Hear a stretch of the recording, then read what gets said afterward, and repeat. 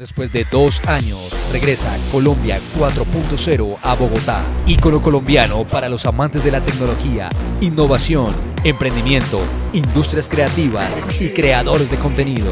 Este próximo 5, 6 y 7 de mayo, la tecnología y la innovación se toman a Corferias en Bogotá. Adquiere tus entradas registrándote ya totalmente gratis en www.col40.co. Colombia 4.0 2022. Soñamos digital.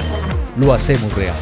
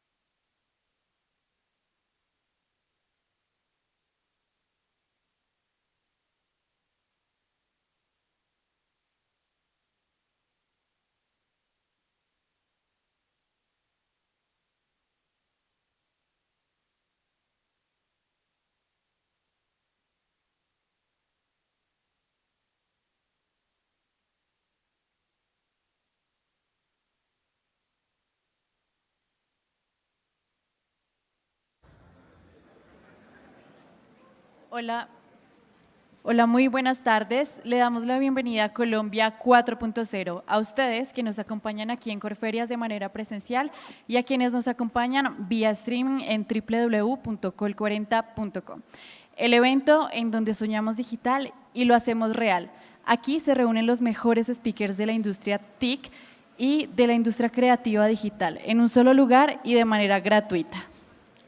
Este evento, organizado por el Ministerio de las Tecnologías de la Información y Comunicación, impulsa la transformación digital y la apropiación de nuevas tecnologías, dando a conocer la experiencia de personas que pasaron su idea de lo digital a la realidad y de esta forma transformaron su vida y su entorno. Vive el mundo de la innovación y la tecnología que nos está haciendo cada vez más grandes y mejores.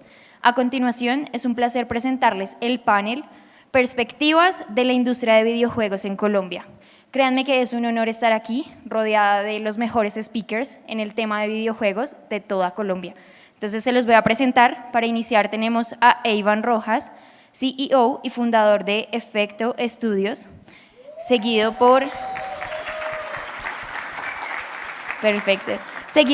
Alejandro González, CEO y fundador de Jam City. Y como no nos podía faltar, la primera mujer en este panel, Cindy Rodríguez, directora de estudio en Television Games.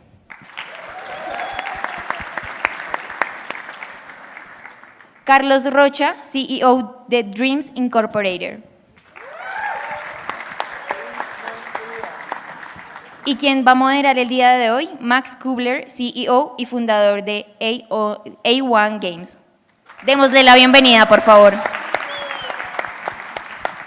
Bueno, muchas gracias. Ay, me voy a parar un poco. Es un honor estar aquí de nuevo en este escenario y ahora presentándoles a los mismos creadores de la industria de videojuegos de este país, de Colombia. Me siento muy honrado en hacerle yo preguntas a mis compañeros de industria. Así que, sin ir más lejos, les quiero presentar a Eibar Rojas y que nos cuente desde cuándo y cómo empezó a trabajar en esta industria. Eibar. Gracias, Max. Hola a todos. Eibar Rojas, soy cofundador de Efecto Studios y hace 20 años fundé Immersion Games con otros socios y durante todo ese tiempo he tenido la fortuna y la suerte de seguir desarrollando videojuegos hasta ahora y muy probablemente por mucho tiempo más. Excelente. De ustedes que están acá, ¿quién sabía que había industria de videojuegos en Colombia? ¿Quién creía que había industria de videojuegos hace 10 años atrás? Igual saben algo. ¿Quién está en la industria de videojuegos? Perfecto. ¿Y quién quisiera estar en la industria de videojuegos? Súper, súper, súper. Alejo, dale. Bueno, me presento, soy Alejandro González. Una pequeña aclaración, mi título en este momento es vicepresidente y gerente para Colombia, cogerente para Colombia de Jam City. Jam City es un estudio de videojuegos que nació en Los Ángeles en 2010. Fue fundado por Chris DeWolf, que fundó MySpace, antes de eso, la primera red social en Norteamérica.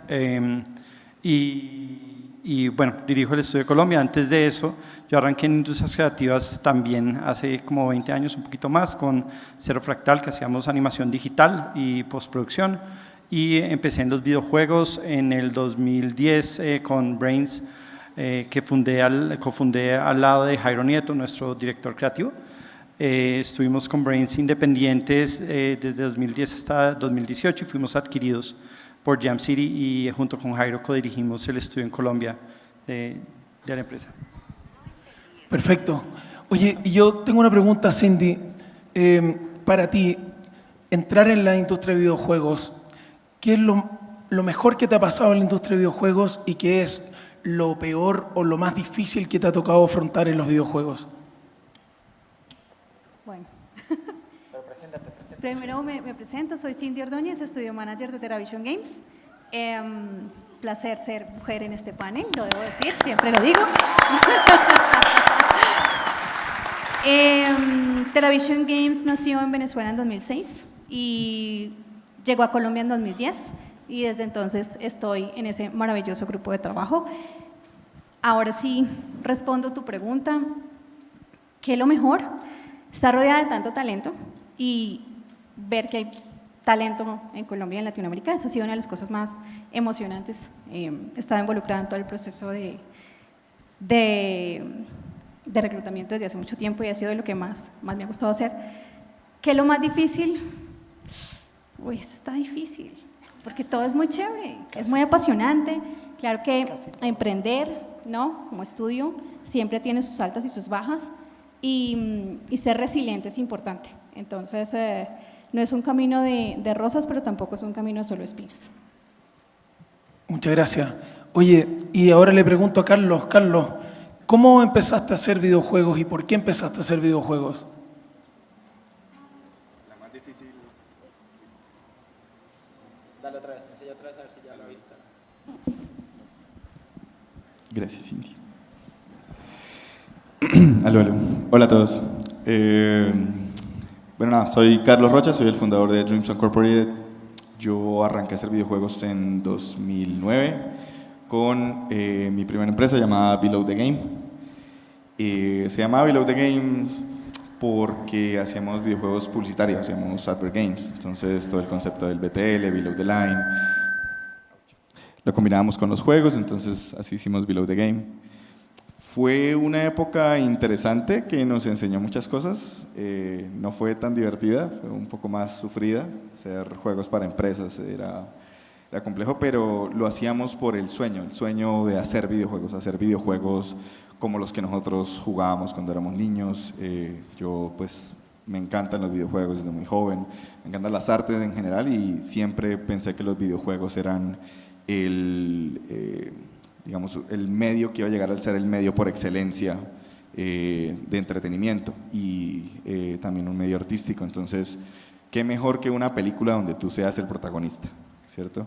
Entonces, por eso decidí empezar en este rumbo de los videojuegos y pues al principio cualquier excusa era válida, entonces hacer juegos así fueran publicitarios era suficiente. Luego ya pues haríamos juegos mucho más enfocados en el lado comercial, pero pues digamos que así fue como arrancamos. Excelente. Oye, Eibar, ¿cómo se sobrevive en la industria de videojuegos pasando de un proyecto a otro? ¿Qué le podrías dar una recomendación a nuestro super público hoy día de decir, bueno, ¿cómo se sobrevive en esta industria? Bueno, nosotros tomamos un camino, digamos, cada compañía traza un camino. Generalmente uno siempre inicia pensando que va a arrancar un proyecto propio y va a hacer todo un juego solo y se va a demorar 5 años haciendo su juego y se da cuenta en la mitad del camino que no va a ser capaz y entonces empieza a cambiar los planes y eventualmente empieza uno a cambiar todas esas decisiones porque pasar del sueño a la realidad es difícil. Nosotros afortunadamente nos dimos cuenta rápido de que no íbamos a ser capaces de hacer un juego grande, estoy hablando del año 2002, y empezamos a apoyar equipos en Estados Unidos, a hacer codesarrollo. Básicamente fue todo un proceso de aprendizaje en el tiempo de Immersion Games, a trabajar con estudios extranjeros y aprender realmente a hacer videojuegos. Adquirir, digamos que esa capacidad pues fue un proceso larguísimo. Y dos, algo que iba a mencionar al inicio pero se me olvidó y era, nosotros, Immersion fue probablemente uno de los primeros estudios que se fundó en Colombia y básicamente éramos lobos solitarios tratando de hacer algo que nadie estaba haciendo acá y no teníamos industria, éramos solos, probablemente habían otros estudios pero estábamos completamente aislados y creería que eso también nos aisló mucho de esa realidad, ¿no? Ahora, gracias a toda esta dinámica de empresas, Alejo, aquí que acá está Cindy representándolo también, nos permitió aprender más, a visibilizar más, a darnos cuenta que un juego toma tiempo, un juego requiere recursos, requiere talento, pero fueron casi 10 años de aprendizaje haciéndole juegos a otros. Buenísimo. Oye, Alejo, y en tu perspectiva, ¿cómo se logra estar adentro de la industria de videojuegos? Nosotros siendo latinos muchas veces nos sentimos que somos outsiders de la industria o que estamos en la periferia de lo que está pasando en el mundo, que nos llega la tecnología después. ¿Qué te ha pasado en estos años de carrera haciendo industria en Latinoamérica? Pues a nosotros lo que nos pasó fue, digamos, arrancamos un poquito diferente. Creo que cada estudio aquí tuvo una dinámica de crecimiento diferente. En el caso particular de Brains, cuando nosotros arrancamos en el 2010, en ese momento pues prácticamente no existía una industria acá. Entonces hicimos dos cosas. Una fue como indagar quiénes eran nuestros competidores, entre comillas, digamos, contra quién estamos compitiendo acá. Con muchísimo trabajo encontré que existía una empresa que se llamaba Teravision Games, que existía una empresa que se llamaba Immersion, digamos, Games, o pues que estaba, digamos, con una etapa bien crucial, y otras tres, algunas que ya no están. Y lo que hicimos fue hacer como un almuerzo, pues como conocernos. Y pues realmente todo el mundo no se conocían entre unos y otros y decidimos ese día arrancar un capítulo en Colombia de una organización que se llama IGDA, que es el International Game Developers Association, precisamente para empezar a conocernos mejor. Eso digamos internamente. Externamente pasaba una cosa todavía peor y era que yo fui a mi primer evento de videojuegos, que en esa época estaban en boga los juegos sociales. Fue un evento en San Francisco de juegos sociales y luego a un GDC. Y pues realmente no conocíamos a nadie y lo que era peor es que cuando uno le decían, bueno, ¿dónde es tu empresa? Uno decía de Colombia y decían, ¿y en Colombia hacen juegos? ¿En Colombia tienen computadoras? Más o menos era como un destino desconocido, exótico como para gastar algún tiempo hablando, pero había cero reputación construida y en ese momento, ese año, una empresa finlandesa había lanzado un juego móvil, los móviles estaban en ese momento en boga, que se llamaba Angry Birds, y empezó a ver como todo el mundo hablaba de Finlandia. No hablaban de Rovio, que era la empresa que lo hacía, sino hablaban de una empresa finlandesa, luego otra empresa finlandesa, luego Supercell, luego no sé quién. Y se creó una dinámica donde en el 2012 Finlandia era una superpotencia en el tema de videojuegos, y si uno veía 5 años atrás, básicamente estaba Remedy, habían muy pocas empresas de videojuegos en Finlandia. Entonces, como que tomamos ese mismo enfoque de no tratar a nuestros colegas como competidores, sino realmente como colegas, ayudarnos a crear una red de contactos. Y yo creo que hoy en día, si uno viaja a GDC con un estudio de videojuegos colombiano, automáticamente van a haber estudios de referencia. O sea, alguien le dice, ay, claro, yo la otra vez me reuní con Efecto Studios, me reuní con TeraVision Games, Brains no era allá o lo que fuera, y eso genera un momento muy bueno. De hecho, tan bueno, yo diría que Colombia entró tarde a la colada latinoamericana, pero muy rápidamente empezamos a dar un poco de ejemplo a otros países donde la gente como que aún hoy como que está muy, muy dividido. Digamos, en Brasil, por ejemplo, hay 80.000 asociaciones y no hay tanta comunicación, y creo que eso ayuda a generar, a romper esa barrera que tú dices. Excelente. Y Cintia, ¿tú qué crees, siendo latino, desarrollador en Latinoamérica, los juegos que producimos desde Latinoamérica tienen una connotación latina? ¿Se nota que somos latinos haciendo juegos o es indiferente?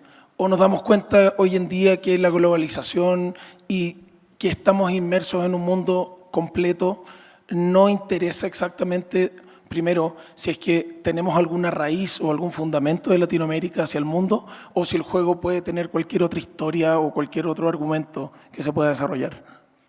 Yo diría que un poco de ambas.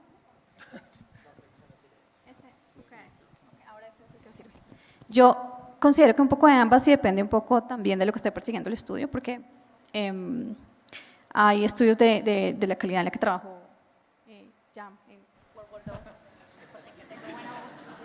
Aló, ahora sí.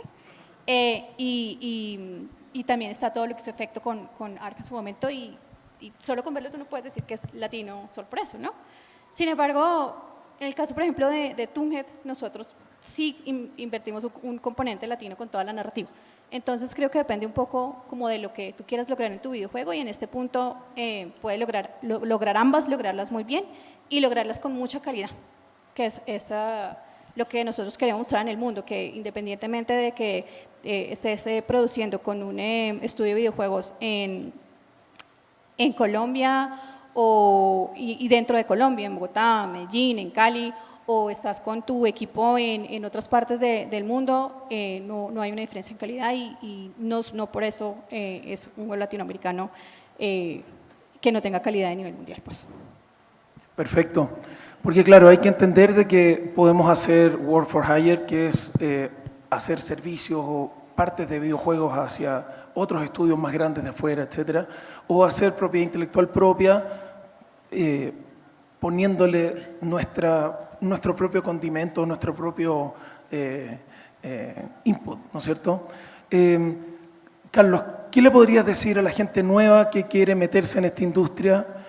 ¿Con qué se puede afrontar? ¿Qué le espera un poco a alguien que recién quiere meterse en esta industria? Uf. No lo haga. Olvídense. Habla de Crystales. Yo creo que Crystales puede mostrar mucho eso que logra. Bueno, nosotros en Dreams y pues Below the Game antes, de hecho somos como los más nuevos de la camada. Y nosotros veíamos mucho los ejemplos de Immersion en aquella época, de Brains en algún momento, de TeraVision, y siempre eran pues ejemplos de los que aprendíamos bastante. Y creo que lo que más podemos aportar nosotros, y pues ahora digamos nos incluimos como parte de una industria un poco más madura, es que vean lo que hemos hecho, que vean los pasos que hemos recorrido, que nos critiquen, que quieran hacer cosas mejores, y que den ese salto a dar esa nueva generación, porque así como los primeros estudios en Estados Unidos, los primeros estudios en Finlandia, probablemente no son ni siquiera los más conocidos, muy probablemente muchos de ellos quebraron, otros tuvieron éxitos moderados hasta que nació Supercell, ¿sí? Así los estudios colombianos hemos ido madurando poco a poco y ustedes han sido testigos de toda esa evolución. Han sido testigos del lanzamiento de Coherence, del lanzamiento de World War II, del lanzamiento de Captain Toonhead, del lanzamiento de Chris Tales. Entonces, son juegos que han marcado un antes y un después en la industria colombiana. Son juegos que aspiramos que los inspiren, que lleguen a despertar en ustedes esa curiosidad por, bueno, ¿cuál es el tipo de juegos que a mí me gustaría hacer? Y que piensen dónde creen que pueden aportar más. También se cuestionen ustedes mismos qué creen que pueden aportarle a la industria de los videojuegos, si creen que pueden aportar desde el diseño, desde la programación, desde el arte. Entonces, si les gusta esta industria, empiecen, enfóquense, practiquen mucho en su arte, practiquen mucho en el skill que creen que pueden desarrollar mejor y vuélvanse expertos en eso.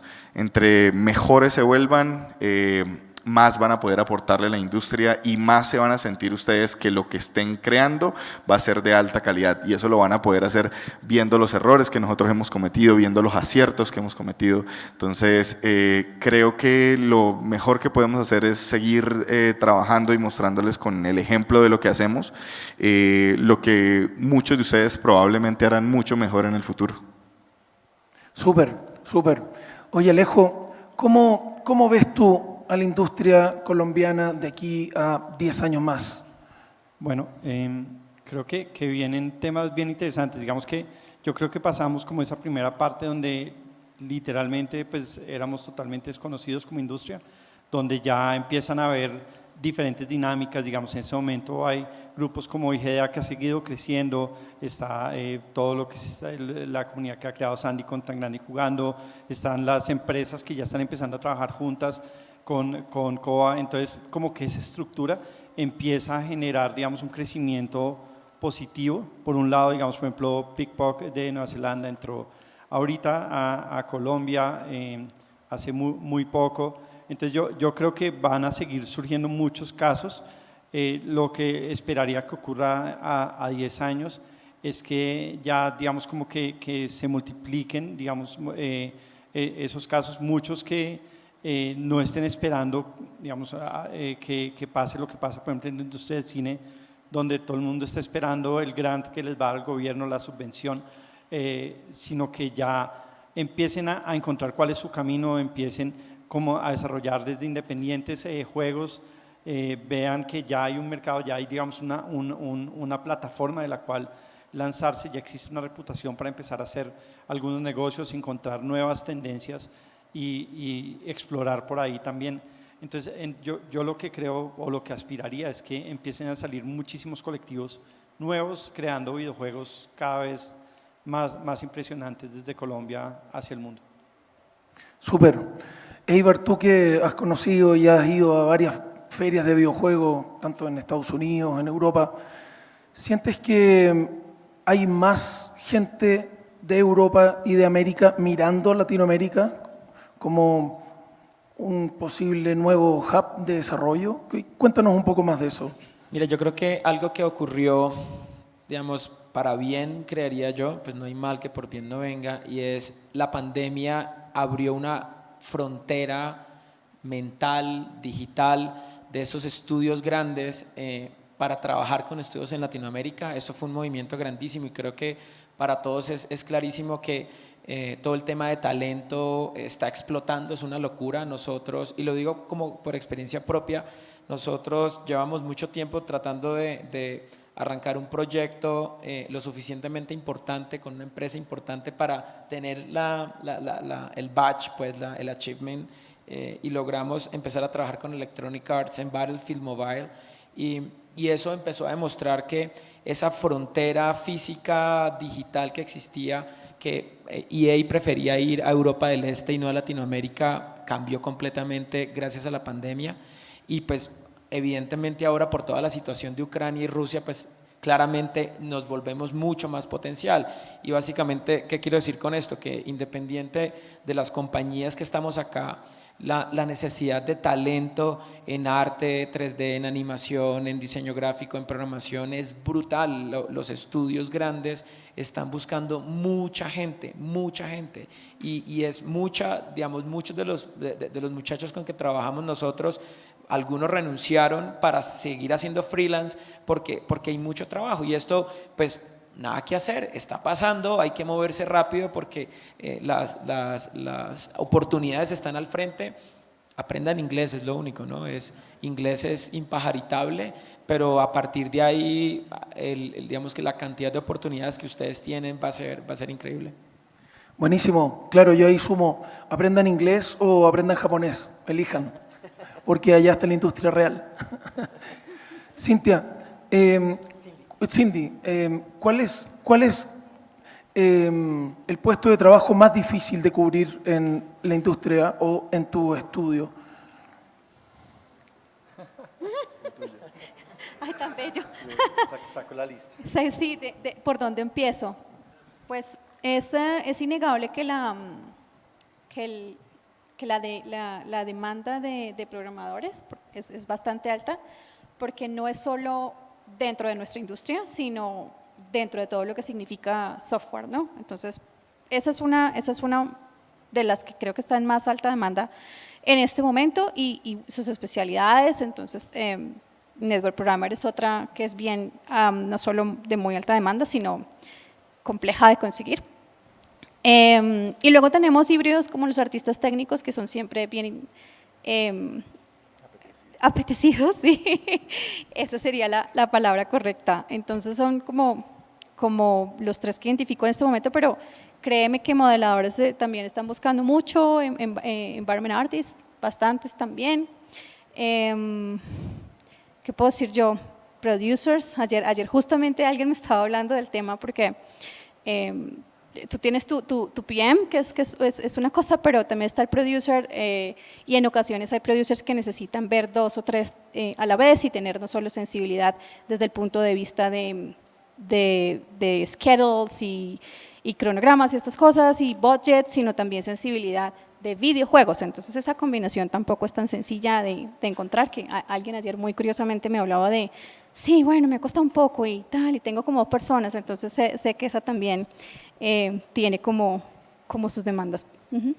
Súper. Yo entiendo que, Carlos, jugar videojuegos no es lo mismo que crear videojuegos. Son dos, quizás, lugares demasiado distintos. ¿Podrías convencer a la audiencia por qué no se meta a la industria de videojuegos?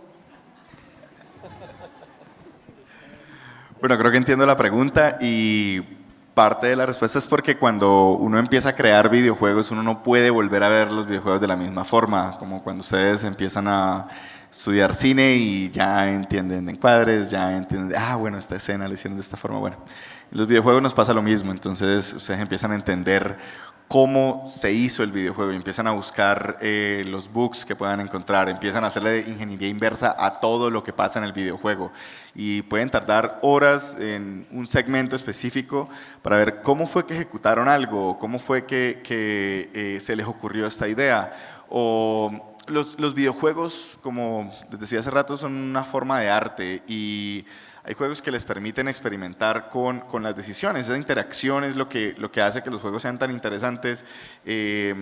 Juegos como The Stanley Parable que les permiten jugar con lo que es la realidad, con lo que es la realidad de ustedes como jugadores o lo que es la realidad de los que crearon el videojuego.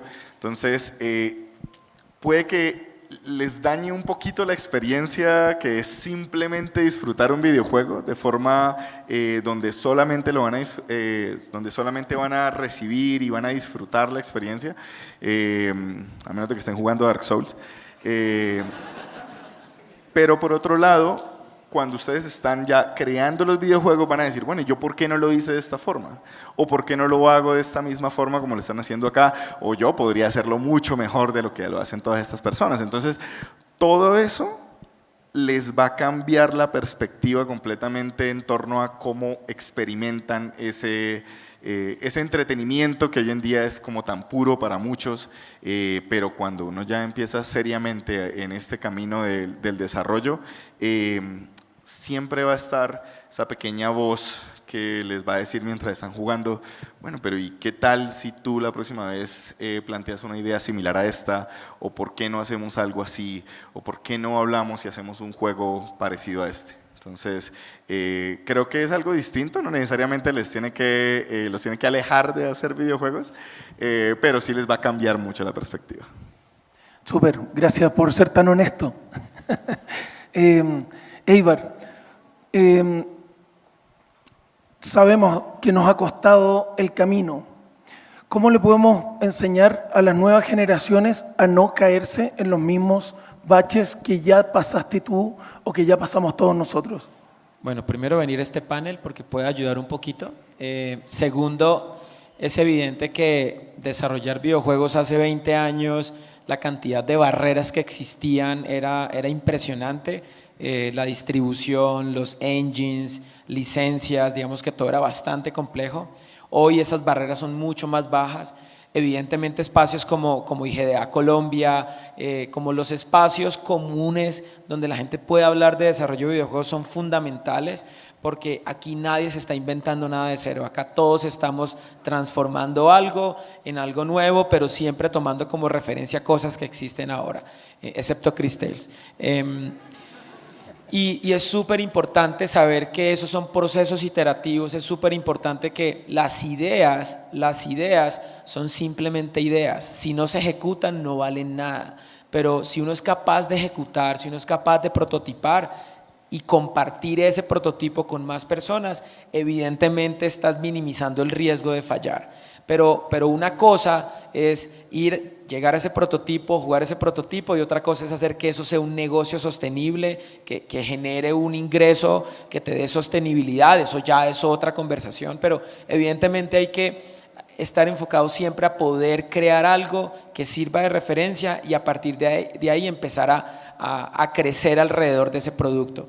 Evidentemente está el camino de ir por la idea, pero también está el camino de trabajar en otras empresas, aprender y eventualmente migrar a hacer lo suyo. Yo tengo la fortuna de conocer a 3 estudios que nacieron de Efecto Studios y eso me parece espectacular. La gente de Artnext, la gente de Madbricks, y bueno, y otro estudio que ese sí no siguió, pero me encanta saber que es gente que trabajó con nosotros 5 años y dijeron, Eibar, quiero dar mi salto y yo soy el más feliz del mundo de, ok, ¿cómo los apoyamos?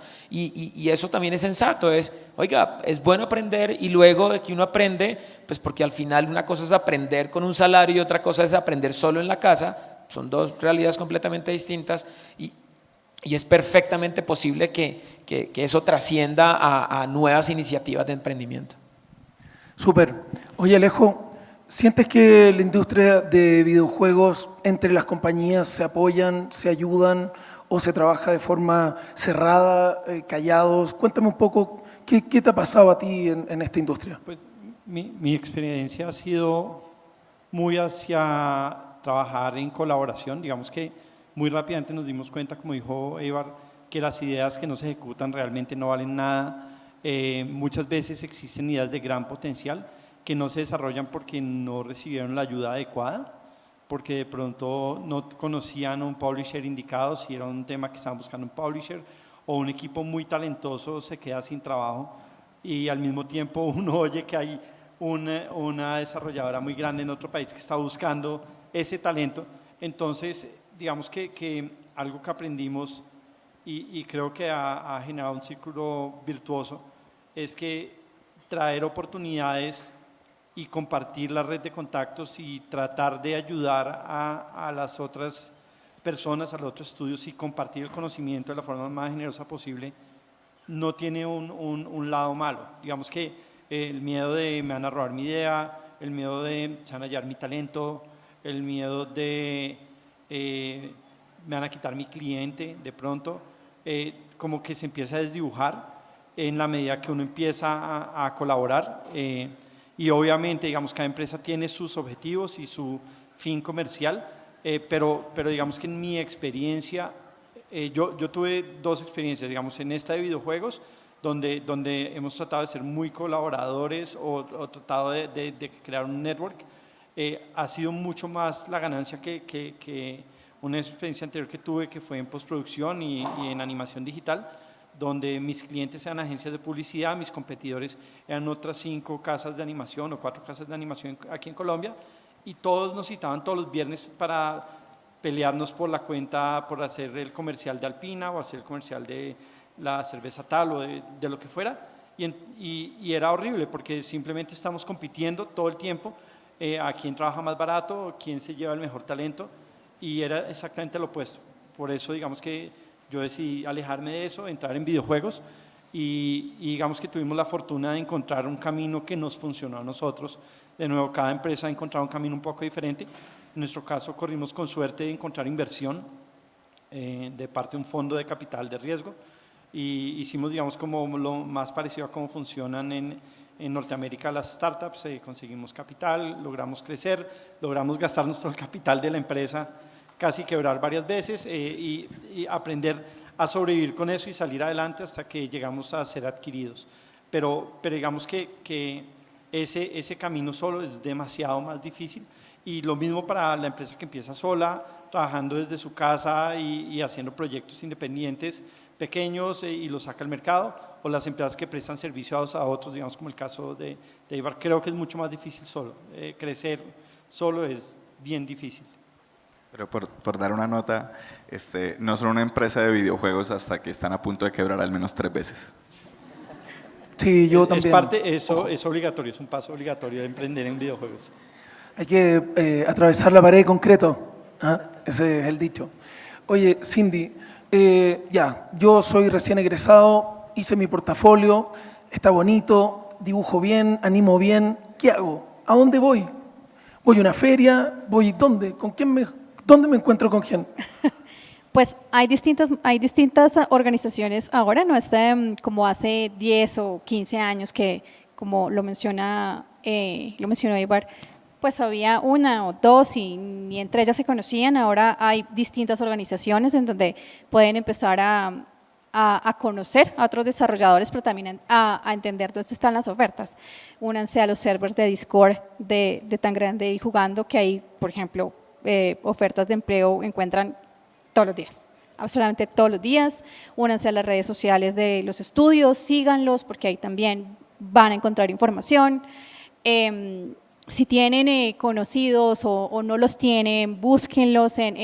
No solo creas tú que tu portafolio está bonito porque tú los ves con ciertos ojos que de pronto no son los otros ojos que reclutadores pueden ver. Entonces, compártelo, que nadie te va a robar la estética de tu portafolio. Mira, ¿qué tal? ¿Qué te parece? Búscalo con gente objetiva, gente que de pronto trabaje en la industria y te pueda decir como, enfócate, ¿no? Es común recibir portafolios que tienen de todo y al final no te dicen realmente mucho de cuál es su skill más fuerte. Entonces es importante como enfocarlo y saber qué es lo que realmente estás buscando.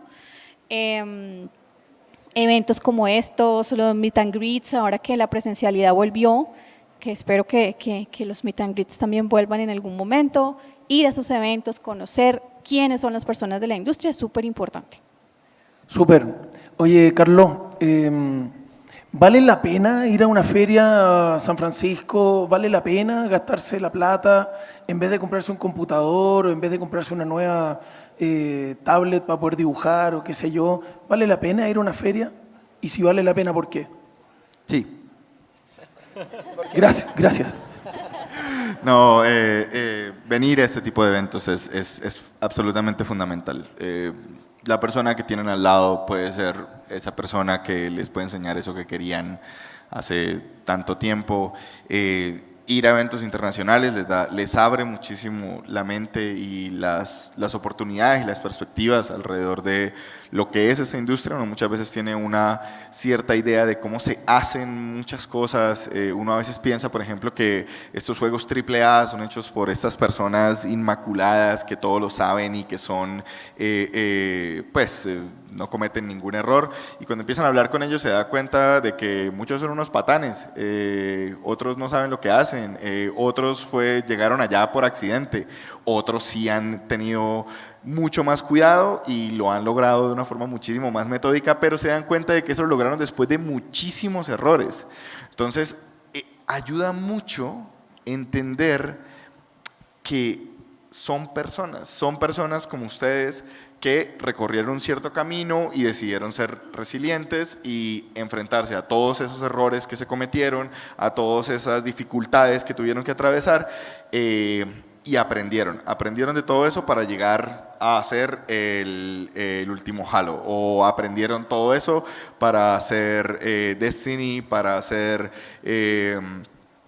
Thomas Was Alone, no sé, cualquier juego que para ustedes sea fantástico, eventualmente, y esta industria es muy bonita. Miren que algo muy interesante que al menos para mí fue una gran revelación, es entender que todas esas personas que muchas veces yo admiré, conocerlas, la gran mayoría de ellas han sido muy receptivos y siempre quieren hablar, siempre quieren dar algún consejo, siempre son receptivos a venir a este tipo de eventos, a conocer más personas, a dar consejos, a dar charlas, porque todo lo que el éxito le ha dado a tantas personas en la industria, siempre, al menos lo que he visto en los videojuegos, siempre quieren devolvérselo a la comunidad. Entonces, creo que vale la pena venir aquí, vale la pena ir a San Francisco, vale la pena ir al Big en Brasil, al EVA en Argentina, a toda Latinoamérica, para también poder ver lo que otras personas de aquí de la TAM han logrado. Aquí han habido casos de éxito monumentales, pues miren el caso de Uruguay con Ironhide, que pues una de las IPs más valiosas en el mundo de los videojuegos aquí en Latinoamérica. Entonces, arriesguémonos a ir, a conocer y a aprender un poco y a romper esos mitos que tenemos de que a veces los videojuegos solamente los pueden hacer ciertos tipos de personas. Súper, súper. ¿Quieren preguntarle al panel algunas preguntas que tengan por ahí?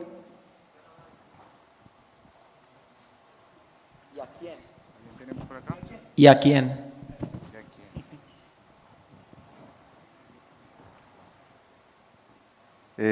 Bueno, buenas noches ya.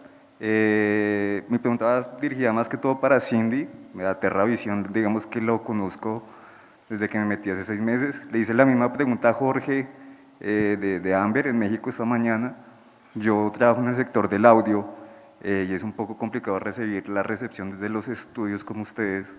¿Cómo ha sido el proceso en TerraVision desde que iniciaron hasta este momento? ¿Cómo están implementando el audio? Y luego, más que todo, por los sistemas complejos que se pueden implementar en audio, sobre todo por Hellblade, que digamos que fue el juego que me acogió a este mundo, que quise saber cómo era que lo hacían y me enteré de todos los middleware que habían, cómo lo están haciendo, y pues si también los otros me quieren responder, quisiera saber cómo ha evolucionado el audio en los videojuegos acá en Colombia. Mira, te hablo desde mi experiencia en todos los juegos en los que he tenido la oportunidad de participar. Cuando arrancamos con móviles era como, mira, ponle lo que medio suene, ¿no? No realmente se le ponía como el cariño que se requiere y como lo que se necesita. Sin embargo, con el paso de los años y también con la experiencia adquirida, con la toma de conciencia de lo importante que es el componente de audio en los videojuegos, dijimos, bueno, necesitamos un sound designer. Entonces, alguien con sensibilidad que no solo pueda componer, más allá de pronto de música o sound effects, es que entienda también el valor que agrega el audio a los videojuegos. Sí que cuando luego pasamos a consola la cosa explotó, digo yo, porque ya no era solo el compositor o el sound designer que hacía composición y que además hacía sound effects, sino eso se complicó un poco con todo lo que requiere de optimización y el uso de middlewares. Entonces, para nosotros es ahora un área única dentro del estudio, con un equipo de trabajo compuesto por Technical Sound Designer, Composer y Sound Designer, y más aún en el tipo de juegos en los que estamos trabajando ahora, que es clave para toda la inmersión del juego. Entonces, así ha evolucionado en TeraVision Games el departamento de audio. En este momento contamos con 3 maravillosas personas en cada uno de los roles, y una de estas personas además lidera el área. ¿Respondí tu pregunta? Vale. Gracias a ti. Bueno, primero agradecerles por compartir sus experiencias y conocimientos con nosotros. Segundo, la pregunta, primero un contexto. Cuando uno hace música, busca proteger su música. Cuando uno hace diseños, busca proteger sus diseños. Cuando haces un guión, buscas proteger tu libro. Cuando haces software, buscas proteger tu software. Pero cuando haces videojuegos, todos esos elementos se conjugan dentro del videojuego. Entonces, ¿creen que actualmente, así como está la industria colombiana, tenemos la misma seguridad y protección para incursionar en esta industria, así como se puede hacer a nivel internacional? Y si no, ¿qué podemos hacer para poder mejorar y motivar a la gente para que incursione en la industria de los videojuegos? Pues, yo soy un fiel creyente de que realmente lo importante es llevar estos juegos al mercado, y el mercado es, digamos, la mayor protección que existe, digamos, al menos en el caso de Brains y en el caso de Jam City, siempre llevamos todo a públicos, digamos, globales. De hecho, Jam City tiene un departamento legal bastante grande. Nosotros tanto licenciamos propiedades intelectuales, digamos, Jam City hace juegos de Harry Potter, de Frozen, bueno, de una cantidad de propiedades. Hay uno de Jurassic Park ahorita y uno de DC también saliendo, pero también hacemos propiedades originales y algunas desde Colombia. Como nuestros juegos son para públicos internacionales, honestamente nunca se ha preocupado el departamento legal por proteger algo en Colombia, porque no es el mercado principal de los juegos. Pero se busca hacer protección o tratar de blindar un poco nuestras creaciones en los mercados principales, por ejemplo Estados Unidos o por ejemplo Europa, digamos, si es el mercado. Pero esas protecciones normalmente tienen que ver con las marcas, digamos, con un personaje, con el nombre del juego, todo ese tipo de cosas. Digamos que en la industria de videojuegos no es tan común proteger vía patentes, por ejemplo, una mecánica de videojuegos, aunque algunos estudios grandes lo han hecho y han habido grandes escándalos por demandas en ese aspecto. No hay un solo juego que sea 100% original, ni siquiera Crisel, pero casi. Pero digamos, el videojuego como creación siempre es una creación que tiene inspiración y es muy difícil trazar esa línea de una forma concreta. Entonces, digamos que lo que hacen los estudios grandes, digamos en el caso nuestro, es un estudio de casi 1.500 personas, es enfocarse en la protección de nuestras marcas, de todo lo que tiene que ver con propiedad intelectual, tiene que ver muchísimo con trademarks, con dominios, con todo ese tipo de cosas, las toman súper en serio, y también tomamos muy en serio no estar violando propiedades de otras personas. Por ejemplo, si vamos a implementar bailes en un juego, pues estar 100% certeros que ese baile no esté atado a una propiedad intelectual de alguien que nos toque pagar, y si toca, pues obviamente negociar y pagarlo. Si vamos a usar el likeness de un cantante o un músico, que es algo que también hace mucho la empresa, para asegurarnos que todo funcione muy bien a nivel legal y que todo el mundo esté tranquilo y contento con su propiedad intelectual. No sé si eso te ayuda un poco. Okay. Bueno, buenas tardes. Antes que nada, darle las gracias a todos por su presentación, fue muy interesante. La pregunta va más preferiblemente para Eibar, pero todos pueden responderla. Y es, para crear una empresa de desarrollo de videojuegos en Colombia, ¿es mejor tener primero experiencia trabajando en otras empresas del exterior antes de crear una propia? Sí, definitivamente, porque el proceso de aprendizaje puede ser largo y costoso. 2, hay una cosa que uno no calcula, y es que nada que hacer, para hacer un juego se requiere un equipo. Uno solo, hay casos muy específicos, pero generalmente uno siempre necesita trabajar en equipo. Y muchas veces esos equipos que arrancan como este startup arrancan a trabajar por primera vez en equipo, pues terminan en estas gran peleas y entonces no terminan haciendo nada porque se pelearon entre ellos. Trabajar en otra compañía realmente le enseña a uno a trabajar en equipo, realmente le enseña a uno muchas veces a tener actos de humildad y decir, yo no sé, yo tengo que aprender esto porque hay alguien que sí lo sabe. Y eso cuesta. Entonces yo siempre le digo a la gente, mire, no aprenda con la plata de otro, ese es el mensaje, es más fácil aprender con la plata de otro que con la plata de uno, de mi tío, de mi papá, ¿no?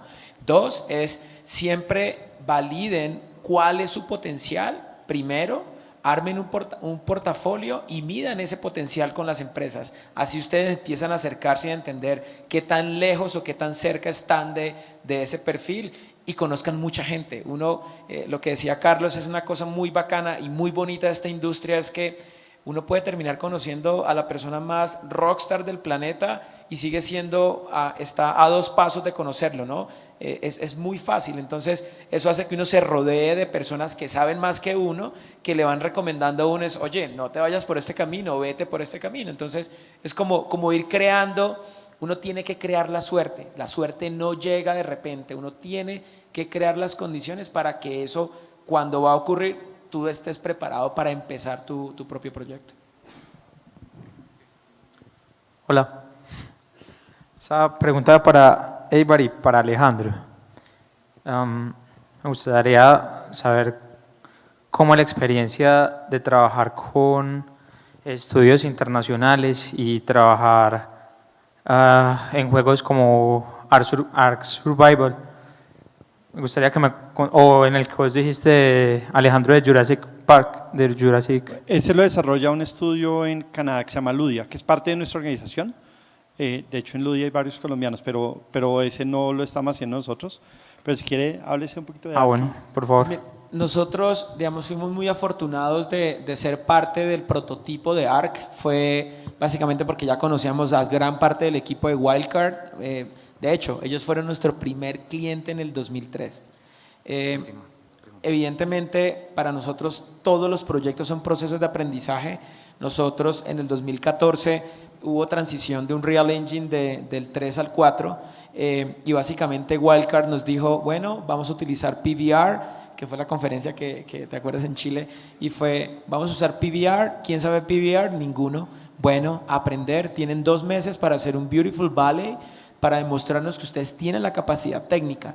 Y yo digo que eso es lo que más me emociona a mí de lo que hacemos, en efecto, es el reto técnico, porque siempre la barra, cada 2 años alguien la sube.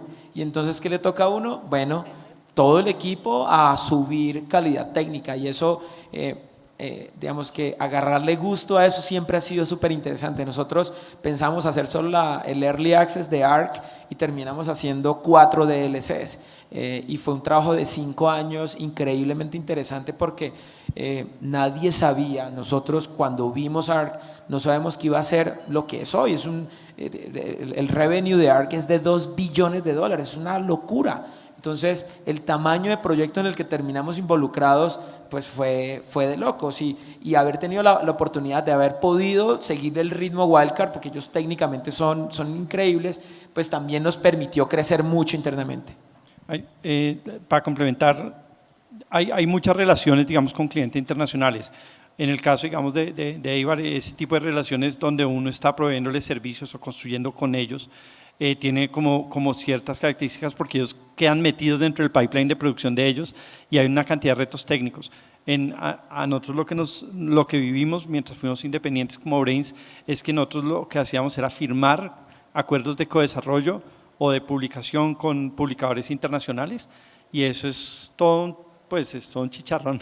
Eso tiene mucho, tiene tanto de largo como de ancho, porque es un matrimonio donde si no está muy clara la alineación puede salir muy mal. Muchos de esos proyectos salen muy mal, digamos, entre publishers y desarrolladores, y es bien importante pues tratar de alinear muy bien los intereses, que ellos sean el publisher realmente adecuado para lo que uno está buscando y que provean los servicios que uno no tiene. Digamos, uno tiene que darse muy rápidamente cuenta que uno no tiene ni idea de muchas cosas. Una cosa es hacer el juego y otra cosa es poderlo llevar al mercado, y de ahí para adelante hay 1000 disciplinas que muchos desarrolladores no tienen, no cuentan con ese conocimiento. Entonces, identificar esos conocimientos y cuando uno tiene un publisher, poder identificar cuál es ese valor agregado, porque no es solo que le van a dar plata para poder desarrollar o ese tipo de cosas, sino realmente qué tanto conocimiento van a aportar ellos y qué tanto capacidad de mercadear lo que uno está haciendo van a poder aportar ellos, es súper clave. Entonces uno aprende eso y la única forma de aprenderlo es a través de los errores de los amigos, por eso es tan importante el networking y cometiendo los propios también, digamos como arrancando con proyectos, haciendo algunos negocios, viendo cómo puede hacer uno mejor, cómo puede encontrar el éxito con los socios adecuados y como creo que han dicho todos aquí no hay una sola empresa que pueda hacerlo todo sola, entonces tener como la humildad de saberse dejar ayudar o buscar ayuda en los momentos propios para poder desarrollar ese tipo de negocios. Hay muchos caminos. Hay algunos desarrolladores que trabajan con agentes que le presentan gente, hay otros que cierran sus negocios de autopublicación y salen solos al mercado porque saben y pueden hacerlo, hay otros que trabajan con un publisher, hay otros que hacen co-desarrollo donde es más como una relación casi de trabajo, donde uno está proveyéndole un trabajo a ellos, así sea la propiedad de uno o la de ellos. Entonces hay muchas fórmulas, hay muchas formas de trabajar con clientes internacionales. Buenas tardes, esta pregunta es para Carlos Rocha. La pregunta es, ¿cómo es el proceso de diseño y saber que tu IP es buena idea?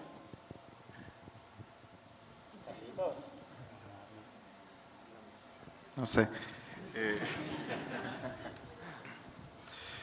Bueno, no, lo primero es ser muy consciente, y ser muy consciente es saber que todos los juegos que uno crea y todas las ideas que uno tiene son hermosas y maravillosas porque todas salieron de ti. Y luego darte cuenta de que eso no es verdad y mostrárselo a otras personas, quienes te van a decir la verdad. Cuando uno está creando, uno siempre cree que todo es valioso, siempre cree que, bueno, pero esto debe funcionar así, esto debe funcionar de esta otra forma. Pero cuando lo sacas al mundo, cuando lo expones al salvaje mercado, o cuando se lo muestras a alguien que no es tu pareja o que no es tu mamá, las personas van a decir, no me gustó. Sí, no lo entiendo. Sobre todo, no lo entiendo porque nadie te quiere lastimar. Nadie quiere decirte no me gustó o está feo. Entonces van a decir, no lo entiendo. De pronto, es que a mí me gustan más este tipo de juegos, es que a mí me gustan más. Y empiezan a evadir la pregunta es, ¿te gustó o no te gustó? La respuesta, cuando no es un sí definitivo y rotundo, es un no.